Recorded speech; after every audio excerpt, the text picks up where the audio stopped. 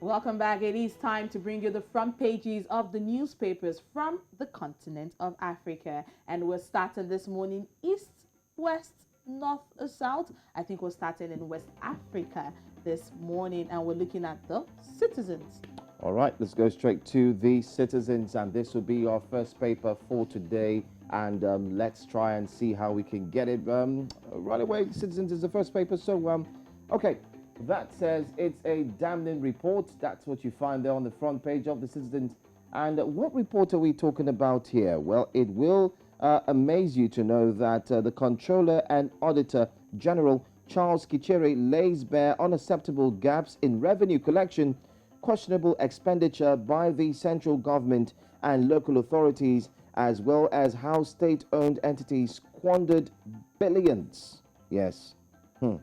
Well, it says a damning report. Well, 36.5 billion, the loss in shillings made by ATCL, and also not forgetting 17 billion, and so on and so forth. But you know what? You can read all the story on page 2. Page 2 is where you're going to get the story from. Let's move on to the next one. On the front page there, DR Congo security fears won't derail its integration, says EAC. Page 2, you also find that story there. Diaspora advises government on rising fuel prices. Story, you find it on page 3. Yes, Diaspora advises government on rising fuel prices. That's what you find on page 3. Revealed the impact of Buddha accidents on the workforce. Oluchi, you do recall that many a time we've talked about this Buddha and the way they transit from one point to the other. Okay. And the accidents that also are being that happened, the records indeed are very, very high. So now you can see they have a complete report. It says reveal the impact of Buddha accidents on the workforce. You want to get some more, make sure you pick up the Citizens and read. You will get all the details.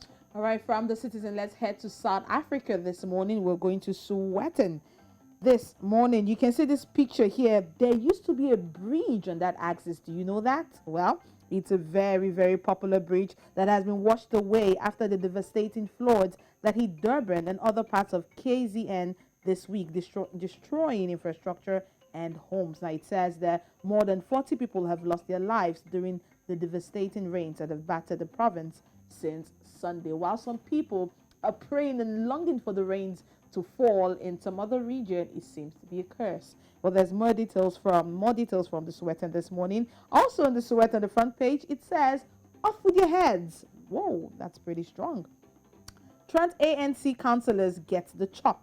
That's what it says here. That we're talking about the political leaders, but on the local or on the council level this morning. You can get more details from that. Off with your heads, it says, with a picture that talks about the bridge that has been totally washed away, courtesy of the devastating floods. More on that from the Sowetan this morning. All right, away from the Sowetan, let's take one more paper before we go straight to our top stories this morning. And we'll be looking at the Namibian. That's what we're looking at this morning. The Namibian is indeed, I'd say, loaded. A shimmy defense pension move. That's one story. Recall that yesterday we also talked about decisions that were taken concerning not paying pensions, and bodies now saying we did not get any information. And then they were worried that what's going on? How come we never knew about not being paid pensions? And all of a sudden, you are letting us know after the decision was taken. But guess what? Shimmy defense pension. Now, that's the finance minister. He breaks his silence on FEMA saga. That's what he does. Well, you find that story when you pick it up. Make sure you read the Namibian. One last one I'm going to take before we go straight to the top stories. Wrong procedure trips up Likoro's rape appeal. There is a rape appeal, and that story you will find. There's a worrisome picture on the Namibian's front page this morning. Someone who is actually tied to the ankle and also tied to an immovable metal. So he's like probably chained.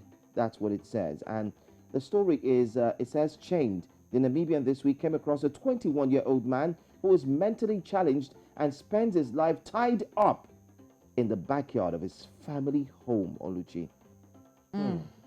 He's tied up in the backyard of his family home. That story you find inside of the shackles right there. Yeah, and the shackles as well.